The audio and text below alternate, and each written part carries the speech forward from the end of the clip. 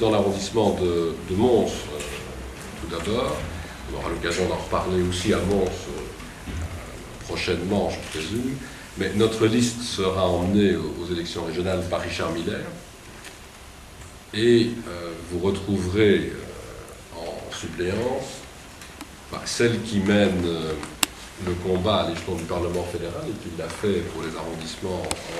en accompagnant Olivier Jaffel sur la liste qui est plus large, qui est une liste à l'échelle de la province pour la Chambre des représentants, Jacqueline Galland. Je crois qu'ensemble, maintenant, ils vont devoir évidemment entrer dans la confection du détail de la liste pour présenter la liste la plus forte possible. Mais je crois qu'il était indispensable que les deux fers de lance, je dirais, sur l'arrondissement à l'échelon parlementaire se retrouvent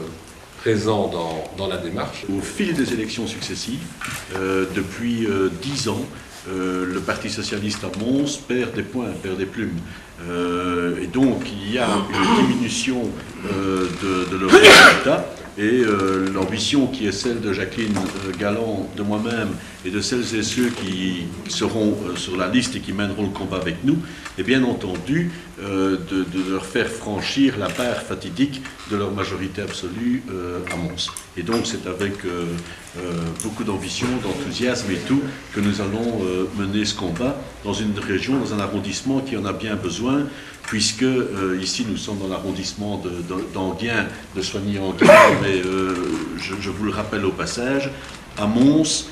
dans l'arrondissement de Mons-Borinage, si l'on accepte la commune de Jurbise qui fait vraiment exception, la plupart des communes ont toujours connu des majorités socialistes absolues, avec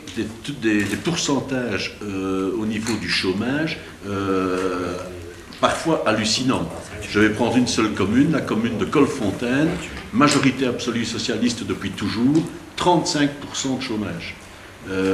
Voilà, c'est l'ambition qui est la nôtre, c'est de redonner confiance à cet arrondissement et d'arriver à convaincre le maximum de personnes que les idées libérales et réformatrices peuvent aussi apporter un avenir meilleur dans un arrondissement très difficile, je le répète. De la même manière, dans l'arrondissement de Soigny, je crois qu'on va faire en sorte que l'on mobilise le plus possible, et vous le voyez à cette table, des parlementaires et des bourgmestres et des mandataires dans la campagne régionale, mais la liste sera menée pour Soigny par Florine Paris-Mille. Nous avons 4 bourgmestres dans l'arrondissement de Soigny sur 8 communes, comme l'a dit le président.